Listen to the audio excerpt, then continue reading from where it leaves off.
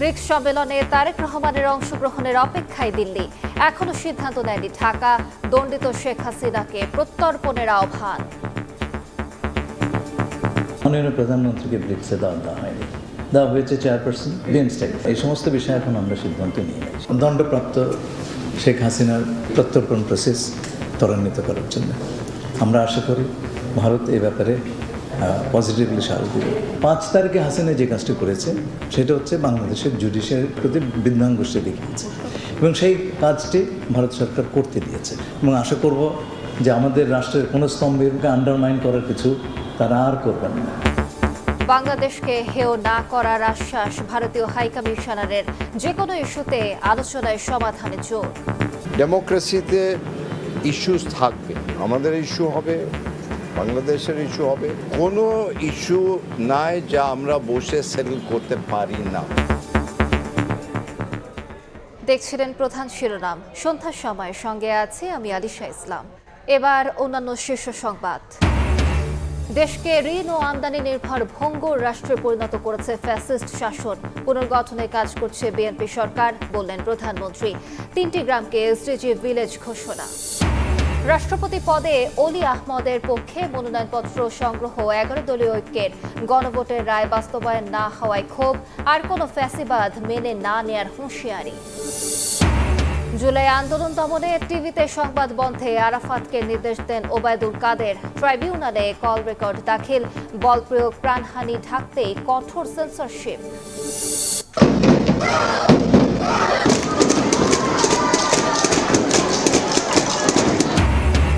স্কুলে উৎসবের আমেজ। এসএসসিতে পাশের হার ৬২.25, কমেছে জিপিএ 5। মানবিকে ফেল অর্ধেকের বেশি।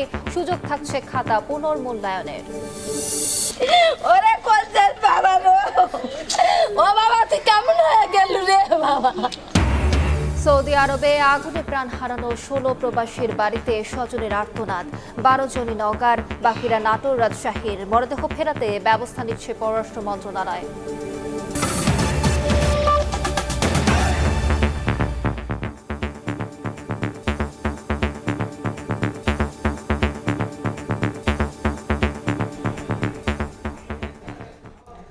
প্রধানমন্ত্রী তারেক রহমানের সঙ্গে প্রথমবার সাক্ষাৎ করেছেন ভারতের হাইকমিশনার দীনেশ ত্রিবেদী।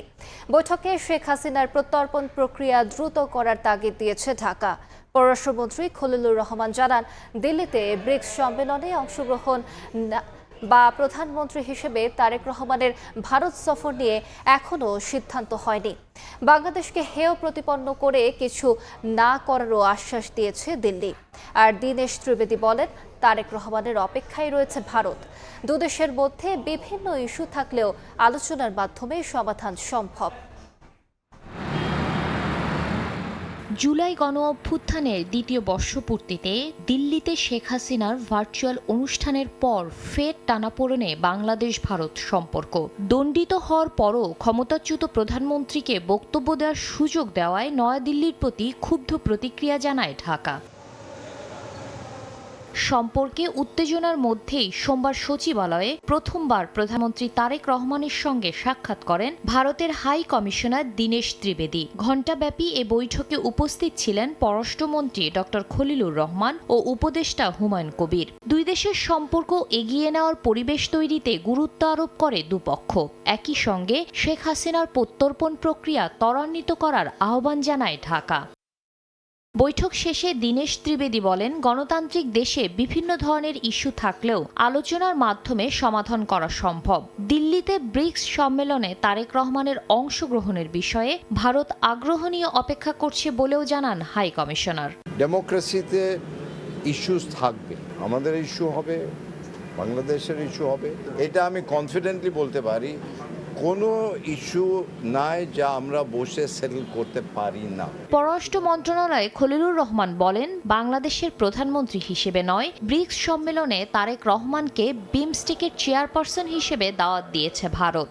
সেপ্টেম্বরে অনুষ্ঠিতব্য সম্মেলনে অংশগ্রহণ কিংবা প্রধানমন্ত্রী হিসেবে ভারত সফর নিয়ে এখনো কোনো সিদ্ধান্ত হয়নি। মাননীয় প্রধানমন্ত্রীকে ব্রিক্সে দেওয়া হয়নি, দেওয়া হয়েছে চেয়ারপারসন বিএমস্টেক। 3টি গ্রামকে এসডিজি ভিলেজ ঘোষণা। রাষ্ট্রপতি পদে অলি আহমদের পক্ষে মনোনয়নপত্র সংগ্রহ। 11 দলীয় ঐক্যের গণভোটের রায় বাস্তবায়ন না হওয়ায় ক্ষোভ। আর কোনো ফ্যাসিবাদ মেনে না নেয়ার হুঁশিয়ারি। জুলাই আন্দোলনে তারেক রহমানের পক্ষে মনোনয়নপত্র সংগ্রহ। 2 দফায় কল রেকর্ড দাখিল। বল প্রয়োগ প্রাণহানি ঢাকতেই কঠোর সেন্সরশিপ। দেওয়া হয়েছে চেয়ারপারসন অফ ব্রিক্স, বিএমস্টেক। এই সমস্ত বিষয়ে এখন আমরা সিদ্ধান্ত নিয়ে নিয়েছি। ভারতে সংবাদ সম্মেলন করে শেখ হাসিনা বাংলাদেশের বিচার বিভাগকে বৃদ্ধাঙ্গুলি দেখিয়েছেন বলে অভিযোগ করেন পররাষ্ট্রমন্ত্রী। বলেন, ভারতকে বাংলাদেশের রাষ্ট্রীয় কাঠামোর উপর শ্রদ্ধাশীল থাকতেই হবে। দণ্ডপ্রাপ্ত শেখ হাসিনার বাংলাদেশে প্রত্যর্পণ করার বিষয়টি উঠে এসছে এবং আমরা তাদেরকে বলেছি এই প্রত্যর্পণ প্রসেস ত্বরান্বিত করার জন্য। আমরা আশা করি ভারত এই ব্যাপারে পজিটিভলি সাড়া দেবে। 5 তারিখে হাসিনা যে কাজটি করেছে সেটা হচ্ছে বাংলাদেশের জুডিশিয়ারি রাষ্ট্রের একটি স্তম্ভতার প্রতি বৃদ্ধাঙ্গুষ্ঠে দেখিয়েছে এবং সেই কাজটি ভারত সরকার করতে দিয়েছে এবং আশা করব যে আমাদের রাষ্ট্রের কোনো স্তম্ভকে আন্ডারমাইন করার কিছু তারা আর করবেন না। শেখ হাসিনাকে আর জনপরিসরে কথা বলার সুযোগ দেবে না ভারত, এই আশ্বাস মিলেছে বলেও জানান পররাষ্ট্রমন্ত্রী। শাতিলা শারমিন, সময় সংবাদ, ঢাকা। খুলনা, দিনাজপুর ও রাঙ্গামাটির 3টি গ্রামকে এসডিজি ভিলেজ ঘোষণা করে পাইলট প্রকল্প উদ্বোধন করেছেন প্রধানমন্ত্রী তারেক রহমান। বলেন, দেশকে ঋণ ও আমদানি নির্ভর ভঙ্গুর রাষ্ট্রে পরিণত করে পালিয়েছে ফ্যাসিস্ট সরকার। জনবান্ধব নীতির মাধ্যমে রাষ্ট্র পুনর্গঠনে কাজ করছে সরকার, যেখানে এসডিজি প্রকল্পের গুরুত্বপূর্ণ ভূমিকা রয়েছে বলে উল্লেখ করেন প্রধানমন্ত্রী। টেকসই উন্নয়ন লক্ষ্যমাত্রা বা এসডিজি বাস্তবায়নে শুরু হয়েছে 5 বছর মেয়াদী কৌশলগত কাঠামো নির্ধারণে 3 দিন ব্যাপী জাতীয় সম্মেলন। সোমবার রাজধানীর চীনমৈত্রী সম্মেলন কেন্দ্রে আয়োজিত অনুষ্ঠানে যোগ দেন প্রধানমন্ত্রী তারেক রহমান। অনুষ্ঠানের শুরুতে দিনাজপুরের বোচাগঞ্জ উপজেলার নাফানগর, খুলনার দাকপ উপজেলার পানখালী ও রাঙামাটির কাপ্তাই উপজেলার মিতিঙ্গাছড়ি গ্রামকে পাইলট প্রকল্পের আওতায় এসডিজি ভিলেজ ঘোষণা করেন সরকার প্রধান। আমি আনুষ্ঠানিকভাবে এখন এই 3টি ভিলেজের উদ্বোধন ঘোষণা করছি। প্রধানমন্ত্রী বলেন, বাংলাদেশকে ঋণ ও আমদানি নির্ভর ভঙ্গুর রাষ্ট্রে পরিণত করে পালিয়ে গেছে ফ্যাসিস্ট সরকার। জনবান্ধব নীতির মাধ্যমে রাষ্ট্র পুনর্গঠনে কাজ করছে সরকার, যেখানে এসডিজি প্রকল্পের গুরুত্বপূর্ণ ভূমিকা রয়েছে। দীর্ঘ 1.5 দশকের বেশি সময় ধরে ফ্যাসিবাদী শোষণ শাসন বাংলাদেশকে একটি ঋণ নির্ভর এবং আমদানি নির্ভর ভঙ্গুর রাষ্ট্রে পরিণত করেছিল। শিক্ষা, স্বাস্থ্য, পরিবেশ সহ সকল ক্ষেত্রে ভঙ্গুর এই রাষ্ট্রটি এবার পুনর্গঠনের পালা।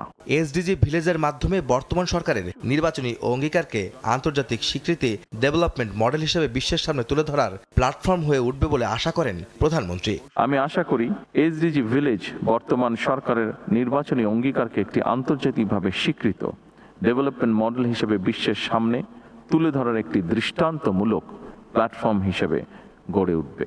গণতান্ত্রিক রাষ্ট্র, অবাধ নির্বাচন, জবাবদিহি ও আইনের শাসন সরকারের আগামী দিনের কর্মপরিকল্পনায় অগ্রাধিকার পাচ্ছে জানিয়ে সরকার প্রধান বলেন, স্বাস্থ্য, শিক্ষা, পরিবেশ সহ নাগরিক অধিকার নিশ্চিতে কাজ করছে সরকার। আগামী দিনের কর্মপরিকল্পনায় কয়েকটি মৌলিক বিষয়ে সরকারের দৃষ্টিভঙ্গি স্পষ্ট। একটি গণতান্ত্রিক রাষ্ট্র যেখানে থাকবে অবাধ নির্বাচন, আইনি শাসন এবং প্রাতিষ্ঠানিক জবাবদিহিতা। 2030 সালের মধ্যে টেকসই উন্নয়নের লক্ষ্য অর্জনে সবাইকে কাজ করার আহ্বান জানান প্রধানমন্ত্রী। বর্তমান সরকারের নীতি হচ্ছে সবার আগে বাংলাদেশ। আহমেদ সালেহিন, সময় সংবাদ, ঢাকা। এবার সরকারের 180 দিনের বিশেষ প্রতিবেদন।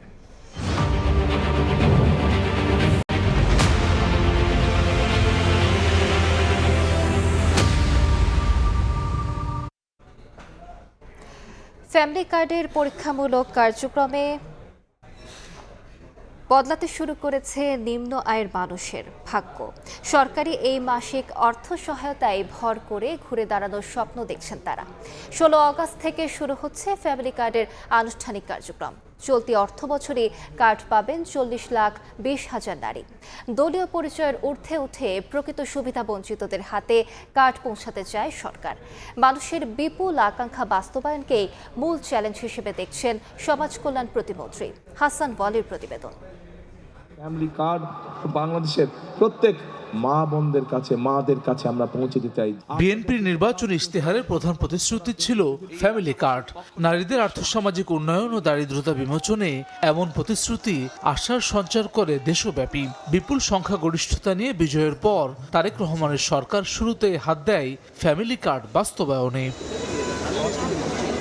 চলতি বছরের 10 মার্চ ঢাকার বনানীতে কড়াইল বস্তি সংলগ্ন টিএনটি মাঠে পরীক্ষামূলকভাবে সরকারের যুগান্তকারী ফ্যামিলি কার্ড কর্মসূচির উদ্বোধন করেন প্রধানমন্ত্রী তারেক রহমান। এবার আনুষ্ঠানিকভাবে শুরু হতে যাচ্ছে ফ্যামিলি কার্ড বিতরণ। 16 আগস্ট কিশোরগঞ্জে এর উদ্বোধন করবেন সরকার প্রধান।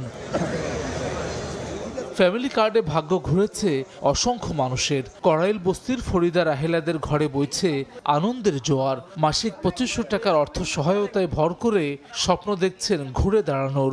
সুযোগ সুবিধা হয়েছে আর কি, সংসারে অভাব থাকলে একটু খরচ হয়। আম্মাকে আগে আমি দিতাম 500 টাকা করে ওষুধ খাওয়ার জন্য, এখন মাকে আমি 1500 টাকা দেই। মানে আমি বলতে গেলে কান্না চলে আসে। এই তালিকার বাইরেও আছে অনেক পরিবার। কাগজপত্র সব জমা নিচ্ছে, হ্যাঁ আমার অন্তরই দেয় না। ফ্যামিলি কার্ডে নিশ্চিন্ত অর্থ সহায়তায় ভাগ্য ঘুরছে নিম্ন আয়ের সব মানুষদের। স্বপ্ন দেখছেন নিত্যদিনের খরচ মিটিয়ে আরেকটু স্বাচ্ছন্দ্যে জীবনযাপনের। নিম্ন আয়ের মানুষদের জন্য আসার খবর, চলতি অর্থ বছরে 40,20,000 ফ্যামিলি কার্ড বিতরণ করবে সরকার। এই পরিকল্পনা বাস্তবায়নে সত্যিকারের দাবিদার খুঁজতে সারা দেশে শুমারি করছে সমাজ কল্যাণ মন্ত্রণালয়। সমাজ কল্যাণ প্রতিমন্ত্রী বলছেন, ফ্যামিলি কার্ডে ব্যাপক সাড়া মিলছে। মানুষের প্রত্যাশা পূরণ করে প্রকল্প সম্পন্ন করাটাই সরকারের মূল চ্যালেঞ্জ। মানুষের আগ্রহটা আমরা যা চিন্তা করেছি তার থেকে অনেক গুণ বেশি, এবং এই আগ্রহটার কারণে যেটা হয়েছে যে আমরা আরো একটু বেশি কনশাস হয়ে গেছি যে এই আগ্রহের জায়গা থেকে আমরা যেন উঠতে পারি। বিগত ফ্যাসিস্ট আমলের মতো নয়, বরং দল মতের ঊর্ধ্বে উঠে সত্যিকারের যোগ্য পরিবারেই কার্ড বিতরণ করা হচ্ছে বলে জানান সমাজ কল্যাণ প্রতিমন্ত্রী। একটা সময় যখন বিএনপি করতো কি করতো না, এটা ডিএনএ চেক করার মতো করে চেক করা হয়েছে। This family card is a universal card, এটা সকলের জন্য। ফ্যামিলি কার্ডের পরীক্ষামূলক কার্যক্রমে এরই মধ্যে 80,000 নারীর হাতে পৌঁছেছে এই সুবিধা। আগামী 4 বছরে 1,60,00,000 পরিবারকে এই সুবিধার আওতায় আনার লক্ষ্যমাত্রা সরকারের।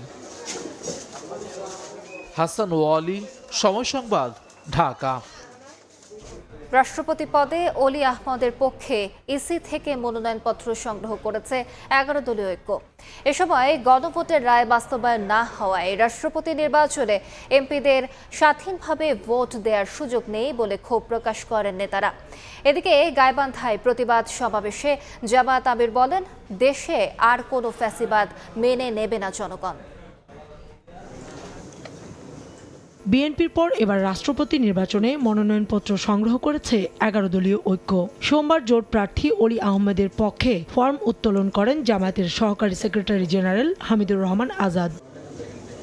11 দলীয় ঐক্য বলছে, গণভোটের রায় বাস্তবায়িত না হওয়ায় রাষ্ট্রপতি নির্বাচনে স্বাধীনভাবে ভোট দেওয়ার সুযোগ নেই সংসদ সদস্যদের। জুলাই সনদ নিয়ে সরকারের দ্বিচারিতা তুলে ধরতেই নির্বাচনে প্রতিদ্বন্দ্বিতা করছে বিরোধী দল। গণভোটের রায়টা জনগণের রায়টা বিএনপি বাস্তবায়ন করে নাই। যদি আজকে রায় বাস্তবায়ন হতো তাহলে আর্টিকেল 70টা সংস্কারের মধ্যে চলে আসতো। এখন স্বাধীনভাবে ভোট দিতে পারবে না সংসদ সদস্য।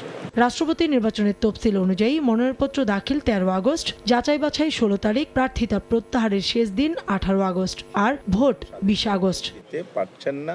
এদিকে গাইবান্ধা জেলা জামায়াতের উদ্যোগে প্রতিবাদ সমাবেশে অংশ নিয়ে দলটির আমির ডাক্তার শফিকুর রহমান বলেন, দেশে আর ফ্যাসিবাদের জন্ম হতে দেবে না জনগণ। ফ্যাসিবাদ একটা রূপ, এটা নির্দিষ্ট কোনো দলের সাথে থাকে না, এটা একটা ভাইরাস, এটা যেখানেই বোর করে ওরাই ফ্যাসিবাদী। এক ফ্যাসিবাদীদেরকে তাড়াইয়া বাংলাদেশের জনগণ আরেক ফ্যাসিবাদী চায় না। কেউ ফ্যাসিস্ট হওয়ার চেষ্টা করলে আওয়ামী লীগের পরিণতি ভোগ করতে হবে বলেও হুঁশিয়ারি দেন জামায়াত আমির। কাউসার চৌধুরী কুমু, সময় সংবাদ, ঢাকা। সন্ধ্যার সময় আরো থাকছে। চিত্রনায়ক সালমান শাহ হত্যায় খলনায়ক ডনের সঙ্গে 12 লাখ টাকায় চুক্তি করেন সামিরা আজিজ মোহাম্মদ। দাবি আইনজীবীর, পরিকল্পনা ছিল ভাইকেও অপহরণের। এবার এসএসসির ফলাফল প্রসঙ্গ। স্কুলে স্কুলে উৎসবের আমেজ। 2026 সালের এসএসসি ও সমমান পরীক্ষায় এবার পাশের হার 62.25%। জিপিএ 5 পেয়েছে 1,16,676 জন। নিজেদের সাফল্যে আনন্দ উচ্ছ্বাসে মেতে ওঠে শিক্ষার্থীরা। অভিভাবকদের মুখেও স্বস্তি, তবে যারা প্রত্যাশিত ফল করতে পারেনি তাদের কণ্ঠে আক্ষেপ।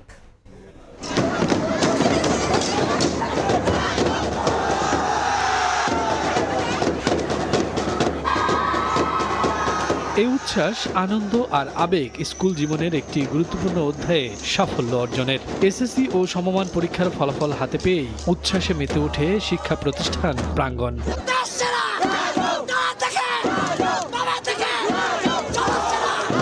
বরাবরের মতোই দুর্দান্ত ফলাফল অর্জনে রাজধানীর রাজুক উত্তরা মডেল স্কুলে চলে আনন্দ উদযাপন। কেউ কাঙ্ক্ষিত ফল পেয়ে আনন্দে আত্মহারা, কেউ আবার ফল হাতে নিয়ে ছুটছেন বাবা মায়ের কাছে। সকালবেলা পুরাটা টাইম ভয় করছিল, কিন্তু রেজাল্টটা দেখার পরে সব ভয় চলে গেছে। টিচারদের আর বাবা মা অবশ্যই সাপোর্ট দিয়েছে। এই আনন্দ শুধু শিক্ষার্থীদের নয়, সন্তানের সাফল্যে সবচেয়ে বেশি উচ্ছ্বসিত অভিভাবক। কারো চোখে আনন্দের জল, কারো মুখে তৃপ্তির হাসি। সন্তানের ভালো ফল যেন তাদের দীর্ঘদিনের অপেক্ষা আর ত্যাগের স্বস্তি। শিওর ছিলাম যেমন মেয়ে ইনশাল্লাহ সব সাবজেক্টই A+ পাবে। রেজাল্টে GPA 5 পেয়েছে, ওদের ফ্রেন্ড সার্কেল সবাই পেয়েছে, আমি খুব খুশি। কাঙ্ক্ষিত সাফল্যে রাজধানীর ভিকারুন্নেসা নুন স্কুল অ্যান্ড কলেজেও চলে উদযাপন। 2116 জন পরীক্ষার্থী অংশ নিয়ে পাশ করেছে 2073 জন। এই প্রতিষ্ঠানে GPA 5 পেয়েছে 1115 জন শিক্ষার্থী। এক বছর ধরে যেহেতু কষ্ট করছিলাম, এই জন্য এটার আশানুরূপ ফল পেয়েছি। এখন আমার অনেক বেশি খুশি লাগছে। তবে প্রত্যাশিত ফল না পাওয়া শিক্ষার্থীর সংখ্যাও কম নয়। তাদের কণ্ঠে উঠে আসে আক্ষেপ। জীবনের প্রথম ধাপে সাফল্য আর ব্যর্থতার অভিজ্ঞতায় এগিয়ে যাওয়ার প্রত্যাশা শিক্ষার্থীদের। এসএসসির ফলাফলের মধ্য দিয়ে একটি গুরুত্বপূর্ণ অধ্যায় শেষ হলো। এটি শিক্ষার্থীদের জীবনের স্বপ্নের দরজা খুলে দেওয়ার মুহূর্ত। এই হাসি, আনন্দ আর আবেগের মধ্য দিয়ে স্কুল জীবনের গুরুত্বপূর্ণ অধ্যায় শেষ করে এখন প্রত্যাশা ভালো কলেজ, ভালো বিষয় আর কাঙ্ক্ষিত জীবন গড়া। শফিকুজ্জামান রুবেল, সময় সংবাদ, ঢাকা। এদিকে গত বছরের তুলনায় এবার এসএসসিতে 6.2% কমেছে পাশের হার, আর GPA 5 কমেছে 22,356টি। মানবিকে অর্ধেকের বেশি শিক্ষার্থী ফেল করেছে। বেশি খারাপ করেছে ইংরেজি ও গণিতে। এবার শিক্ষার্থীরা যে নম্বর পেয়েছে তার উপরই ফল দেয়া হয়েছে জানিয়ে শিক্ষামন্ত্রী জানান, এখন থেকে খাতা পুনর্মূল্যায়নের সুযোগ থাকবে।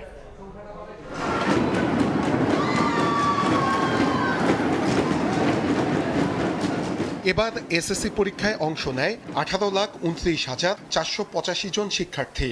স্বাভাবিক সূচি অনুযায়ী 20 জুলাইয়ের মধ্যে ফল প্রকাশ করার কথা থাকলেও বন্যার কারণে 20 দিন দেরিতে প্রকাশ করা হলো ফল। রেজাল্ট অনেক ভালো আসছে, আলহামদুলিল্লাহ অনেক ভালো লাগতেছে। A+ পেয়েছিলাম 1166, নিজের থেকে আরো ভালো কিছু আশা করছি না। সোমবার সচিবালয়ে শিক্ষামন্ত্রী, প্রধানমন্ত্রীর শিক্ষা বিষয়ক উপদেষ্টা সহ বোর্ড চেয়ারম্যানদের উপস্থিতিতে হয় ফল প্রকাশের আনুষ্ঠানিকতা। এবার গতবারের থেকে পাশের হার 6.2% এবং GPA 5 গতবারের চেয়ে কমেছে 22,356 জন। শতভাগ ফেল করা প্রতিষ্ঠানের সংখ্যা 312টি, শতভাগ পাশ করা প্রতিষ্ঠানের সংখ্যা 669টি। বডি ওন ক্যামেরা ছিল এবং যে মূল্যায়ন হয়েছে সেটা শতভাগ নির্মোহভাবে করা হয়েছে। একটা প্রাচীন সংস্কৃতি আমরা দেখেছি ফ্যাসিবাদের সময়, যেখানে কৃত্রিমভাবে GPA 5 কিংবা পাশের পরিমাণ বাড়ানো হতো। ফল বিশ্লেষণে দেখা গেছে বিজ্ঞান বিভাগে 80.64% এবং ব্যবসায় শিক্ষায় 64.29%। পাশের হারের বিপরীতে মানবিক বিভাগে পাশের হার 48.74%। জুলাই গণঅভ্যুত্থানের পর বোর্ড পরীক্ষাগুলোতে মানবিক নম্বর, অর্থাৎ কেউ 76 পেলে 80, কেউ 56 পেলে 60, এই ধরনের নম্বর দেয়া বন্ধ হয়ে গেছে। ফলে ক্রমান্বয়ে পাশের হার এবং GPA 5 কমছে বলছেন সংশ্লিষ্টরা। এবার শিক্ষার্থীরা যে নম্বর পেয়েছে তার উপর ফল দেয়া হয়েছে জানিয়েছেন শিক্ষামন্ত্রী। যদি কেউ কাউকে ভুলভাবে মার্কিং করে থাকে, দেয়াল বি রিভিউ কমিটির সামনে সেই খাতা পুনঃপরীক্ষা করা হবে। মূল্যায়ন এমনই হওয়া উচিত জানিয়ে শিক্ষা গবেষকরা বলছেন, বিপুল সংখ্যক GPA 5 শিক্ষার মান নির্ধারণ করে না। অ্যাসেসমেন্ট সিস্টেমটা যত যথাযথ হবে, আমার শিক্ষার্থীরা এবং শিক্ষক, বিশেষ করে আপনি দেখবেন এডুকেশন সিস্টেমের পুরো খোলনলচে পাল্টে যাবে। একাদশে আসন আছে 25 লাখ। শিক্ষার্থীদের ভর্তিতে আসন সংকট হবে না। ভর্তি প্রক্রিয়া 15 সেপ্টেম্বরের মধ্যে শেষ হবে। নূরে আলম, সময় সংবাদ, ঢাকা। জুলাই আন্দোলন দমনে গণমাধ্যমের ওপর সেন্সরশিপ আরোপ এবং সংবাদ প্রচার বন্ধে তৎকালীন তথ্যমন্ত্রীকে নির্দেশ দেন কার্যক্রম নিষিদ্ধ আওয়ামী লীগের সাধারণ সম্পাদক ওবায়দুল কাদের। এতে সম্মতি জানিয়ে সংবাদ মাধ্যম ও সামাজিক মাধ্যমকে দমানোর বিস্তারিত পরিকল্পনা তুলে ধরেন মোহাম্মদ এ আরাফাত। তারা সহ শীর্ষ নেতাদের বিরুদ্ধে দায়ের হওয়া মামলায় এই কল রেকর্ড প্রমাণ হিসেবে ট্রাইব্যুনালে দাখিল করা হয়েছে। এই যে যারা কথা শুনে না টিভি চ্যানেলের বিরুদ্ধে কঠোর ব্যবস্থা নেওয়া। এভাবেই ২৪ জুলাই অভ্যুত্থানের উত্তাল সময় টেলিভিশন চ্যানেলের সম্প্রচার বন্ধ করে দেওয়ার নির্দেশনা দেন কার্যক্রম নিষিদ্ধ আওয়ামী লীগের তৎকালীন সাধারণ সম্পাদক ওবায়দুল কাদের। আর নির্দেশনা পাওয়ার পর চ্যানেল বন্ধের হুমকি ও সেন্সরশিপের রূপরেখা তুলে ধরেন সাবেক তথ্য ও সম্প্রচার প্রতিমন্ত্রী মোহাম্মদ এ আরাফাত।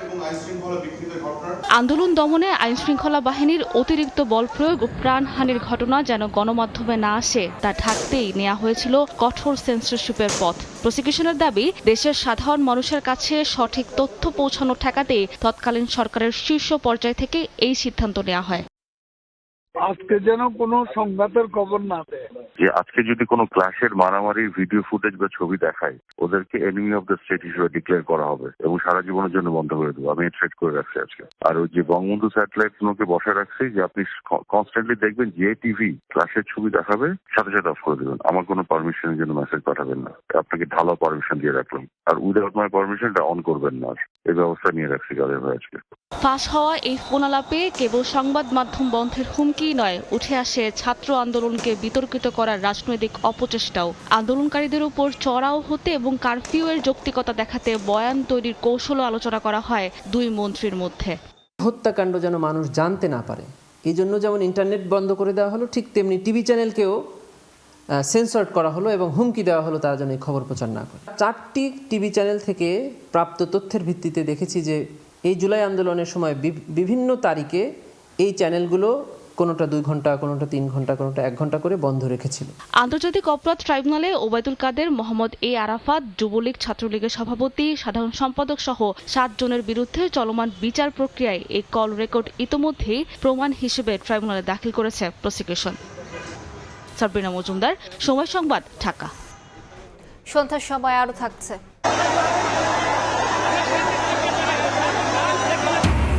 প্রশ্ন ফাঁস ও নিয়োগ পরীক্ষায় অনিয়মের অভিযোগে ভারতের ঝাড়খণ্ডে ব্যাপক বিক্ষোভ। বিধানসভা অভিমুখে পদযাত্রায় পুলিশের বাধা, জলকামান ব্যবহার, ধস্তাধস্তি। চিত্রনায়ক সালমান শাহকে হত্যায় খলনায়ক আশরাফুল হক ডনের সঙ্গে 12 লাখ টাকায় চুক্তি করেছিলেন সামিরা হক ও আজিজ মোহাম্মদ ভাই। এমনটাই দাবি করেছেন রাষ্ট্রপক্ষের আইনজীবী। শুধু সালমান শাহকে হত্যা নয়, ভাই বিল্টুকে অপহরণের পরিকল্পনারও অভিযোগ রয়েছে আসামিদের বিরুদ্ধে। ঢাকাই চলচ্চিত্রের ক্ষণজন্মা চিত্রনায়ক সালমান শাহ 1996 সালের 6 সেপ্টেম্বর তার মৃত্যু হলেও 3 দশক পরও থামেনি তার মৃত্যুর রহস্য। সালমান শাহ হত্যা মামলায় গ্রেপ্তার হয়েছেন এজাহারভুক্ত 4 নম্বর আসামি চলচ্চিত্র অভিনেতা আশরাফুল হক ডন। রোববার ভোরে হজরত শাহজালাল আন্তর্জাতিক বিমানবন্দরের ইমিগ্রেশন থেকে আটকের পরে আশরাফুল হক ডনকে হস্তান্তর করা হয় সিআইডির কাছে। বিকেলে শুনানি শেষে কারাগারে পাঠানোর আদেশ দেন আদালত। তদন্ত সংশ্লিষ্টদের দাবি, সালমান শাহর স্ত্রী সামিরার সঙ্গে শিল্পপতি ও সাবেক চলচ্চিত্র প্রযোজক আজিজ মোহাম্মদ ভাইয়ের গোপন সম্পর্ক ছিল। তারই জেরে ক্ষণজন্মা এই নায়ককে হত্যার জন্য ডনের সঙ্গে 12 লাখ টাকায় চুক্তি করা হয়। রাজসাক্ষী রিজভী আহমেদের দেয়া জবানবন্দিতে এ তথ্য উঠে এসেছে বলে দাবি রাষ্ট্রপক্ষের।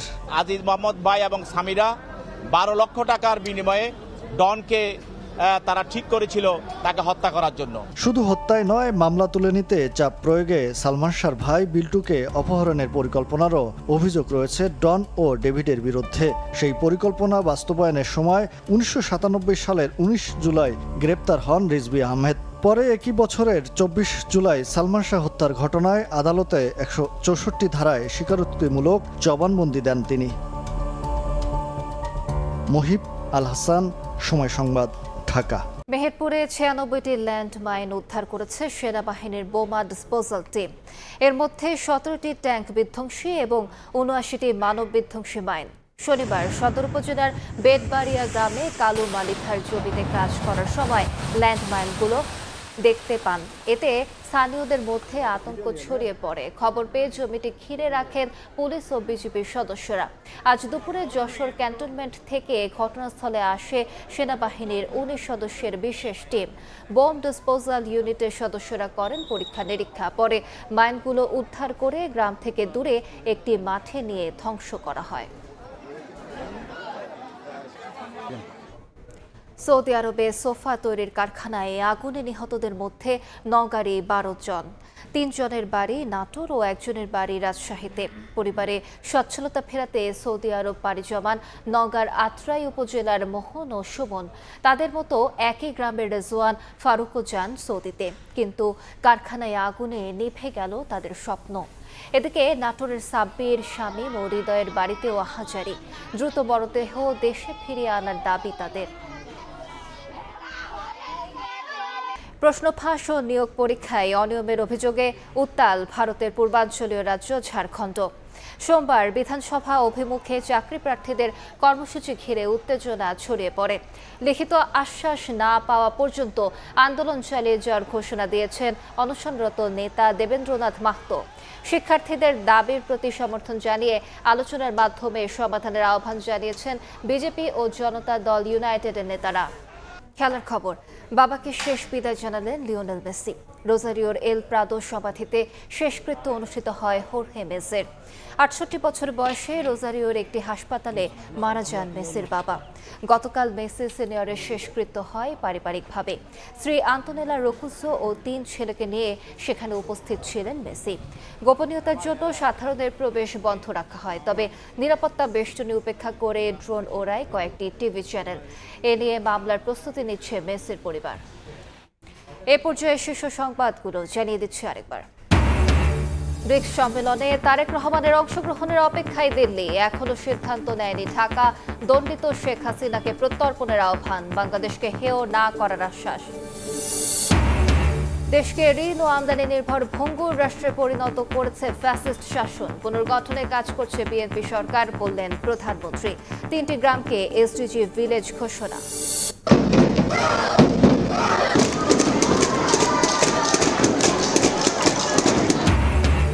স্কুলে উৎসবের আমেজ। এসএসসিতে পাশের হার ৬২.25, কমেছে জিপিএ 5। মানবিকে ফেল অর্ধেকের বেশি, সুযোগ থাকছে খাতা পুনর্মূল্যায়নের।